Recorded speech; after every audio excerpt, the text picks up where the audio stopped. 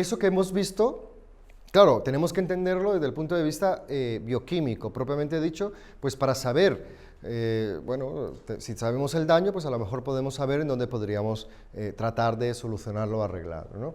Si tenemos aquí lo que es el endotelio, hay unas interrelaciones de la homocisteína y de lo que es, todo lo que es la trombosis y la angiogénesis. ¿Qué es lo que va a pasar? Que la hiperhomocistinemia estimula la liberación de factor tisular. Entonces, si va a haber un aumento de factor, de activación de factor tisular, pues va a generar muchísimo más migración celular, como mecanismo de defensa, claro. Pero eso lo hace la hiperhomocistinemia, donde se va a formar muchísima más trombina.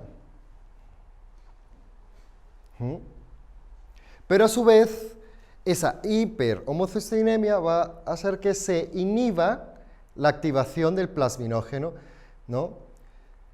En donde ese activador tisular del plasminógeno va a hacer que se desequilibre la llegada celular al propio lecho vascular, llegando, no va a haber freno.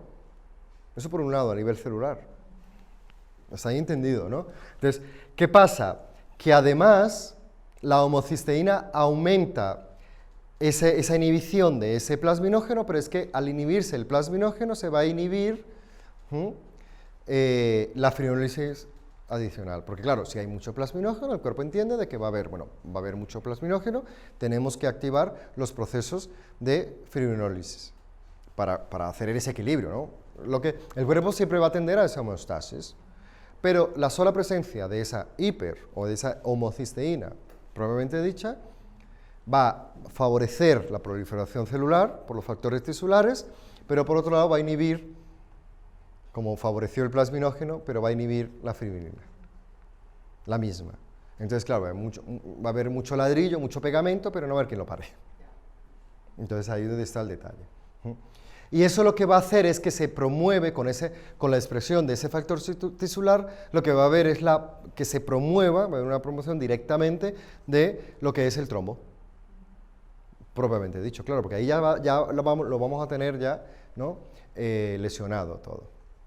Entonces, de ahí para adelante, pues, si vemos que hay un tapón, o el cuerpo entiende de que ese daño tisular, hay esas células, no hay un freno para la llegada y el pegamento de todas esas células con la fibrinólisis, por el aumento de ese factor tisular y el aumento del plasminógeno, entonces, ¿qué se va a entender? Se va a activar la angiogénesis, porque se supone que tiene que crecer. O sea, lo vemos un poco, claro, si hay algo, dice, bueno, pues vamos a crecer un poquito más. Si no, es como, me ensancho, para tratar si no lo puedo equilibrar por un lado porque no me lo está dejando, pues lo equilibro por otro lado. Pero es que produce angiogénesis. Entonces ahí donde vamos a generar, claro, va a aumentar directamente, ¿no? Pues todo ese crecimiento, ¿no? Estimula. Entonces van a haber factores directamente, ¿no? El factor 13A, que es el que estabiliza directamente la fibrinilina, sino que va directamente con la integrina que estimula la angiogénesis. Entonces va a haber una producción en cascada directa de todos los factores a nivel del arreglo, entre comillas sería, ¿no?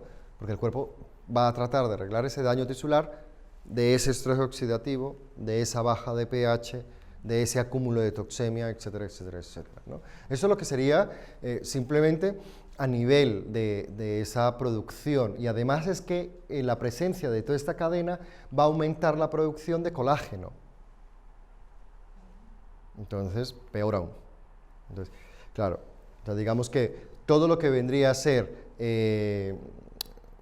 digamos que favorable en un daño real sin presencia de homocisteína, al estar la homocisteína, lo va a seguir haciendo, pero no va a haber freno. Así de sencillo, a nivel bioquímico. Entonces, claro, no va a haber esa generación de esos inhibidores y eso sería, pues, todo esto en presencia de hiperhomocistinemia. Aumenta pues, los factores tisulares, aumenta la trombina, ¿no? Inhibe esos factores, va a inhibir lo que es la fibrina y se va a generar pues, todo este ciclo, ¿no? Afectando todos esos sistemas tan importantes cuando se va a reparar un daño tisular, que sería el sistema de coagulación, el sistema fibrinolítico, todo lo que tiene que ver con la matriz celular proteínica y factores de crecimiento, entonces ahí ya está todo el detalle. Y solamente por la presencia de la hipermucicistelemia.